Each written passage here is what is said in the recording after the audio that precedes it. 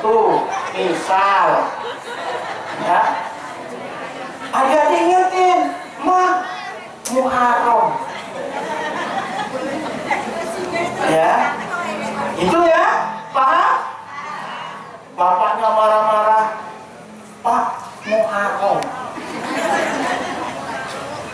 tidak boleh berbuat zalim. Nanti harapannya setelah Muharram ini ya, masuk bulan berikutnya kita sudah terlatih tidak melakukan perbuatan buruk lagi.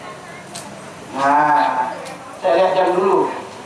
Oh, 9:50, kontraknya sampai setengah 10. Nggak boleh ditambah. Saya juga mau istirahat. Ya. Bapak Ibu, melatih itu harus dengan praktek. Dengan praktek. Kalau tidak dipraktekkan maka tidak terlatih. Ya, maka kita disuruh untuk berlatih. Apa yang harus kita latih? Yang pertama, apa? Kesabaran. Kita harus sabar. Kalau peribahasa Indonesia, sabar itu subur. Maka kalau lihat saya ini mesti orangnya sabar. Karena subur. Saya kuru-kuru.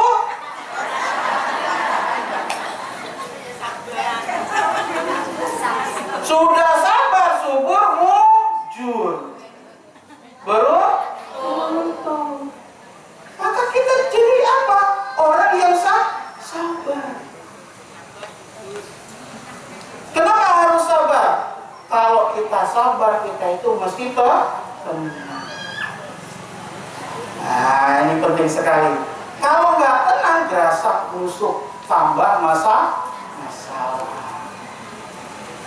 Contoh, Ibu, halo Bu. Kalau anaknya nakal, buat kesalahan, marahinnya berapa menit? Nah, ini adik, saya tanya adik. Kalau mamanya marah berapa lama? Berapa menit? Mamanya ada nggak? Oh, udah nggak ada. Oh, nggak pernah marah, jangan ditanya. Berapa menit ibu-ibu kalau marahin anaknya? Semenit? 2 menit? Kurang? Sejam? 1 jam? Ibu itu marah apa integrasi? Orasi. Ini akibat apa? Tidak punya rasa sabar. Ya. Maka ini menjadi penting bagi kita. Muhammadiyah itu kalau nggak sabar, saya pernah ditanya, Ustaz, kenapa sih Muhammadiyah berdiri di Jogja? Saya jawab, kalau berdiri di Sumatera udah tutup. Apa maksudnya? Karena di Jogja itu jadi lama usianya. Kalau di Sumatera tutup cepat. Kenapa? Nggak sabar kita. Tapi Muhammad itu sabar sekali. Dicaci maki, diemin aja. Dihina ya apa? Nanti sekolah tempat kita juga. Gitu. Tujuan kita itu membangun, ya, menciptakan, membawa kemajuan. Sabar aja. Lanjut, kemarin anak berapa menit? Sejam, Pak. Sejam itu integrasi, Bu. Kemarin anak itu 30 detik. Kok pinter semua, tapi nggak pernah dipraktekkan. Pak, istrinya kalau kemarin 30 detik, Pak. 30 detik, Ustaz, tapi diemnya setahun. Ingat, ini harus dipraktekkan. Marah itu cukup 30 detik sama siapapun. Iya. Saya begitu. Saya waktu direktur pesantren mahasiswa ke Jaman Dalan. tersadar. Ada anak bermasalah. Kalau sudah ketemu saya, itu mesti udah final. Masuk. Waalaikumsalam. Duduk sini. Kamu tahu kenapa kamu dipanggil di sini? Ya Ustaz, saya bermasalah. Oke. Ini ada kertas 1 lembar. Kamu isi. Bismillah. Data diri. 1. Kalau saya tidak mengikuti aturan dan melanggar 1 kali lagi, saya dikeluarkan tidak hormat. 2. Saya siap mengundurkan diri. Silakan. Selesai. Karena 30.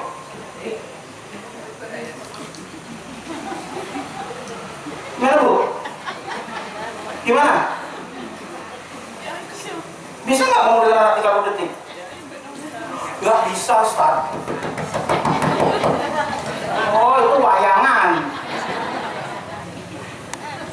Saya punya anak itu. Dapat info katanya nyelakain temannya. Oke. Dipanggil. Oke, enggak masalah. Oke. Kakak benar dorong tadi. Tapi bukan oke. Papi tahu. Nah, saya itu walaupun Ustaz dipanggil papi, bukan abi. Papi, itu saya dipanggil mami. Papi tahu kakak itu pinter, anak soleh, rajin, dan tidak melakukan yang buruk. Berubah ya. Oke? Oke. Jangan melakukan lagi ya. Oke? Oke. Ya. Selesai. Karena tujuan kita apa? Menasehati, bukan mengeluarkan unek-unek pinjol belum lunas. Paham? Itu yang namanya sabar. Maka bisa syukur. Nah, lanjut. Apalagi yang harus kita latih? Apa?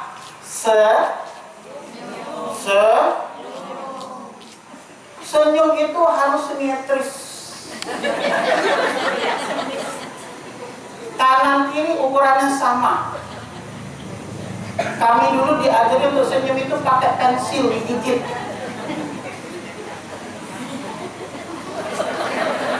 Kalau salah satu lebih tinggi, namanya sinis. Paham? Maka kalau ketemu siapapun pakai, bukan sih, kok pakai pensil lembut. Ketemu orang itu pakai senyum. Hadisnya sudah hafal semua. Tabasumuka fi wajhi akhi sawaka sodako. Maka orang Muhammadiyah itu kalau ketemu orang lain walaupun itu musuh bebuyutan tetap senyum. Jangan, nggak simetris, bahaya. Saya pernah lihat itu mahasiswa ketemu temannya senyumnya palsu. Ini cuma sana lewat temannya gitu. Oh bisa ya senyum palsu.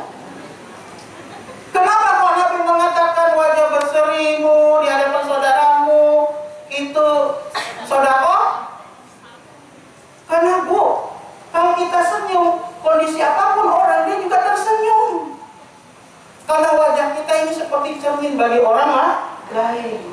Yang kita tampilkan itu akan mengubah orang di hadapan kita. Sesedang apapun suami ibu bawa uang 1 miliar ke rumah, assalamualaikum mami, langsung dia nggak jadi 1 miliar tadi mau dikasihin ke ibu. Kenapa? Disambut dengan cemberut. Jadi kalau pulang suami anak disambut dengan senyum, jangan dengan orang saja, betul. Assalamualaikum, waalaikumsalam. Dengan anaknya, sepatu di mana sepatu? Pak, anduk di mana? Naruh di bak, habis mandi nih. Halo? Begitu nggak Pak ibunya? yang setannya bapak. Ini penting. Kita sering dengan orang begitu ramah, tapi dengan keluarga sendiri enggak. Pencitraan. Kalau saya enggak, harus minimal sama. Bila perlu lebih baik di rumah daripada di luar. Saya punya aturan di rumah itu. Kalau saya berangkat kerja, istri, anak melepas saya. Dengan apa? Dengan salam. Istri saya cium tangan saya, lalu saya peluk, lalu saya cium keningnya. Betul. Lalu anak saya, papi mau berangkat kerja nak, ya pi, cium tangan, saya peluk dia, saya cium keningnya sambil baca, Rabbi habli minas sholihin, Rabbi habli minas sholihin, Rabbi habli minas sholihin. Itu aturan. Pulangnya mereka menyambut saya. Assalamualaikum, salam, papi pulang. Itu saya bilang, papi pulang. Jadi capek kita itu, Bu, hilang. Gimana saya nggak betah di rumah coba?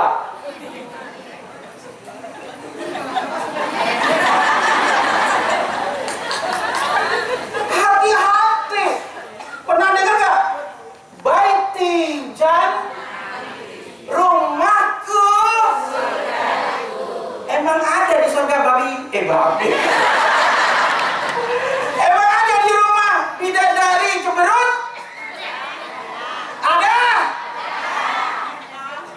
Assalamualaikum. Salam. Pindahlah sang ayah ke surga yang lain. Paham? Oi.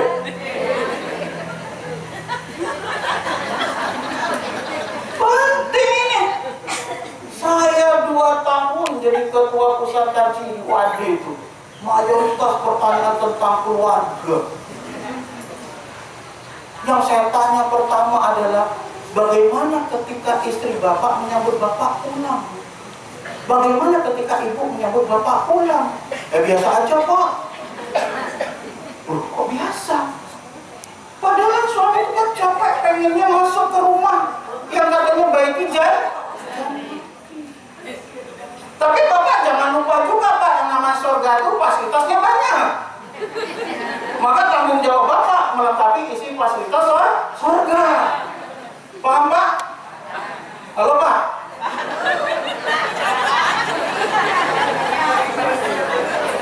Bapaknya takut pulang diminta beli skincare. Kenapa? Ibunya bilang bidadari ada yang jelek pak. Ini penting. Bu, banyak anak itu akhirnya tidak mau cerita dengan orang tua karena lihat wajah orang tua. Sudah tua-tua lagi wajahnya, cemberut lagi. Jadi dia cerita sama orang lain. Ada masalah mau cerita, ibunya sudah capek duluan. Bu, masih cerita apa?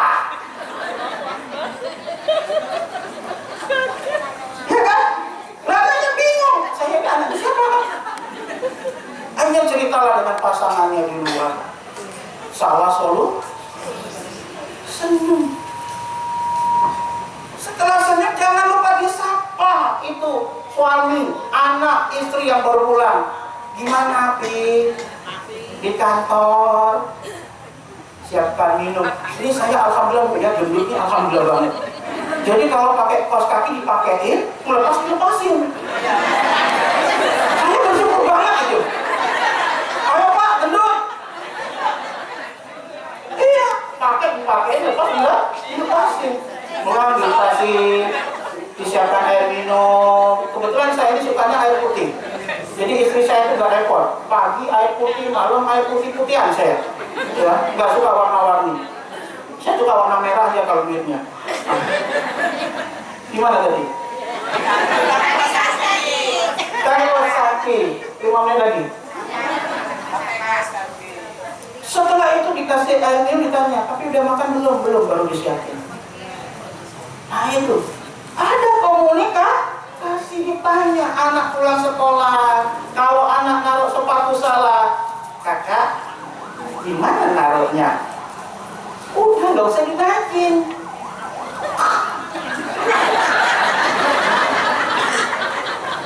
Itu anak bingung, ini sipir penjara atau ibu saya? Paham?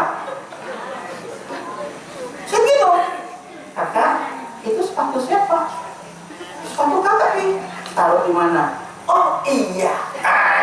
Kita ketawa lihatnya. Pura-pura nggak tahu lagi. Tapi kan dalam hati dia nggak lihat. Paham? Itu sapa tanya.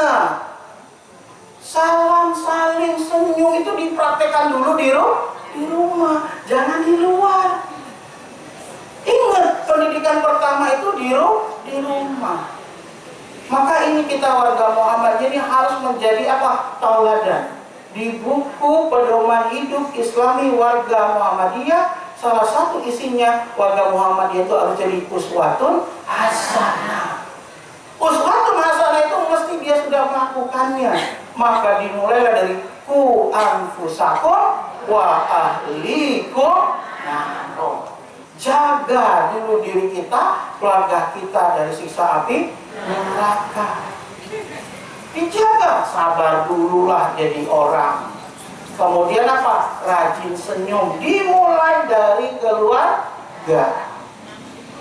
Baru di luar, jangan terbalik. Di luar kita dipuja-puja orang sebagai orang ramah, tamah, senyum, ya. Tapi di rumah orang ketakutan lihat kita. Itu jangan dibalik. Iya. Dah. Setelah itu apa? Setelah sudah seperti itu, jangan lupa kewajiban kita. Sholat.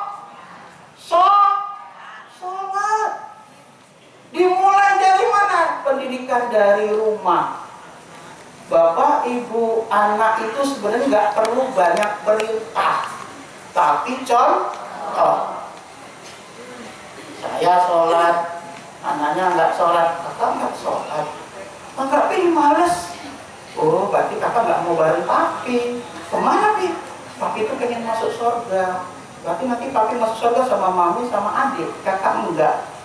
Kok gitu pi? Papi nggak sayang? Nggak sayangnya harus sholat ya kak. Sholat pi. Hanya lihat kita sholat. Jangan dibalik. Nunggu kan? Jangan dibalik. Kita di luar sholat lagi ngajakin orang teman kantor, di rumah enggak. Bahkan terbalik. Sholat masih. Bapak ibunya main HP, nonton TV, anaknya disuruh ke masjid. Terbalik gak tuh? Itulah kekacauan kita. Pak cocok bu. Berarti ada orangnya di sini. Harus begitu. Ingat, dimulai dari rumah kita. Udah sholat, mami gak sholat, dan gak sholat nih. Oh ya sudah. Itu. Tapi bapak-bapak harus hitung pak. Biasaan si istri itu berapa lama dia datang bulan. Jangan dibiarkan. Nih, lo gak sholat. Iya nih, lo kok udah 3 bulan. Jangan-jangan penyakit. Jangan bapak-bapak dan organisasi pokoknya belum udah cuek aja dia. Sholat itu menjadi tiang agama, kita kenal kalimat itu walaupun bukan hadis. Tapi yang namanya tiang itu kalau roboh maka hilang semuanya. Kalau kasih contoh anak nggak usah banyak bicara. Kasih contoh saja. Makan kasih contoh, minum kasih contoh, ngomong kasih contoh. Laqad kana lakum fi Rasulillahi uswatun hasanah. Sungguh-sungguh pada diri Nabi itu contoh suri tauladan buat kita. Maka lihat bagaimana Nabi membina keluarga itu dengan contoh. Iya, ngajarin anak dia mau bantu ibunya di rumah. Saya pulang kerja, loh kok malam pulang jam 10, piring di belakang masih numpuk. Saya nggak manggil istri saya, mami, apa aja sih kerja kamu di rumah? Enggak. Saya langsung gulung baju, cuci piring. Itu saya keluar. Biar mami aja, nggak apa-apa.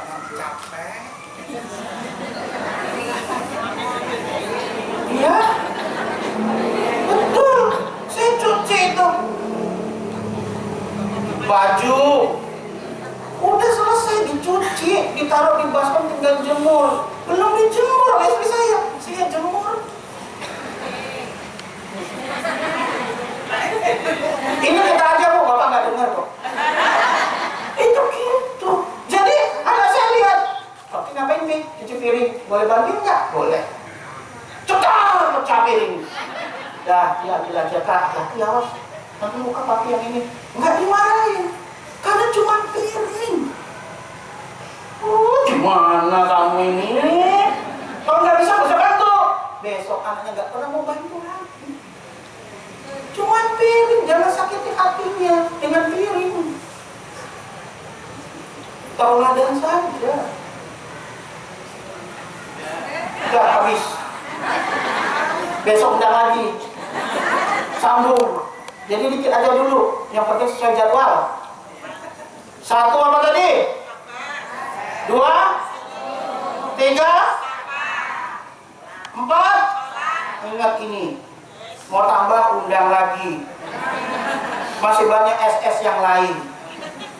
Maka ingat betul ini.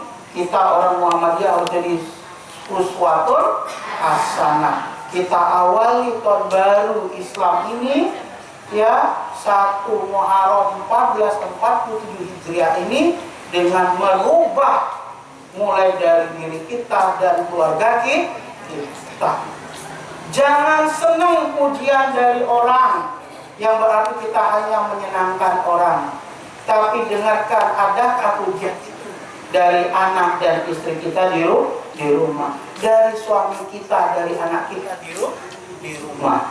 Itu yang harus kita lakukan. Pulang dari sini, bapak sama ibu kumpul. Ya mantu Pak. Kumpul sama bapaknya, ngobrol Pak, gimana Pak, kira-kira mau masuk surga bareng enggak? Ngobrol. Setiap tahun diobrolin. Kita mau ngapain? Nikah itu untuk apa? Punya anak itu untuk apa? Tidak lain untuk punya tujuan yang jelas supaya memudahkan masuk surga. Bukan untuk yang lain. Ingat, ku anfusakum wa ahlikum naro. Jaga diri dan keluarga kita dari siksa api neraka. Jangan aneh-aneh. Tidak apa-apa kita nggak punya. Yang penting kita bisa bahagia. Tetap sesuai dengan apa yang dituntutkan oleh Tuhan kita. Gak usah ngikut-ngikutin orang kalau nggak mampu. Hati-hati ibu-ibu. Ya. Jangan tergoda sekarang ini banyak suami stres Bu. Tiba-tiba ditagih orang, istri nggak pernah cerita. Istri tanya jawabannya, salahnya bapak nggak ngasih uang banyak. Bapak juga nggak tahu. Kalau ibu nggak beritahu. Bonus 1, maka jadilah orang yang jujur sidik. Wa inna sidqa yahdi ilal birri. Wa innal birra yahdi ilal jannah. Maka jadilah orang yang jujur, karena akan membawa kebaikan. Karena kebaikan akan membawa ke surga. Maka yang terakhir ini, jadilah istri yang jujur, jadi suami yang jujur, jadi anak yang jujur. Sehingga hidup itu jadi mudah. Ibu kalau uangnya habis ngomong ke bapak, Pak, uangnya habis apa? Kalau bapaknya marah, kalau begitu Pak, jenengan yang belanja. Mesti stres suaminya belanja, karena nggak punya keahlian. Kalian apa? Mengatur keuangan, apalagi tawar menawar. Selisih 500 pindah warung. Itu keahlian ibu. Muter-muter nggak ada yang dibeli. Kenapa? Uangnya nggak ada. Dah, supaya kita tetap berkah dan tetap sehat semua dan semua masuk surga, jangan lupa untuk tetap menimba ilmu. Datangilah setiap pengajian. Karena apa? Karena ilmu akan mengangkat derajat kita. Terima kasih atas perhatiannya. Waktu lebih 5 menit. Saya mohon maaf, tapi kalau ada yang tersinggung, rasakan saja.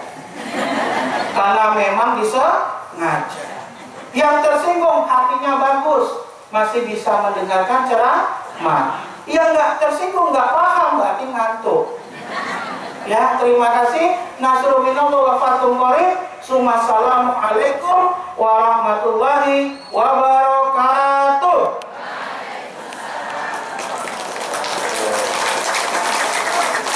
Alhamdulillah ya.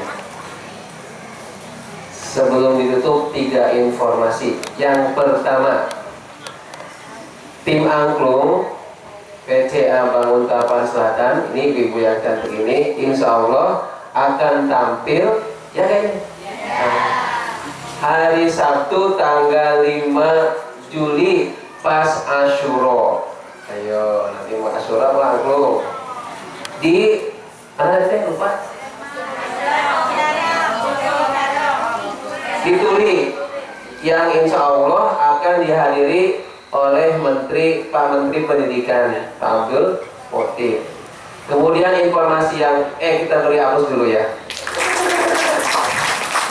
Ya, kemudian yang kedua, informasi tempat sampah sudah disediakan di depan. Terus di mana lagi? Di sana, pokoknya sebisa mungkin sampah dimasukkan ke tempatnya. Dan yang ketiga, alhamdulillah infak malam hari ini 1.506.700 rupiah. Jazakallahu khairan. Dan terakhir, mari kita tutup pengajian tahun baru Islam 1447 Hijriah ini dengan bersama membaca doa hamdalah. Alhamdulillahirabbil alamin. Sampai ketemu bulan depan pada pengajian pada bulan Safar.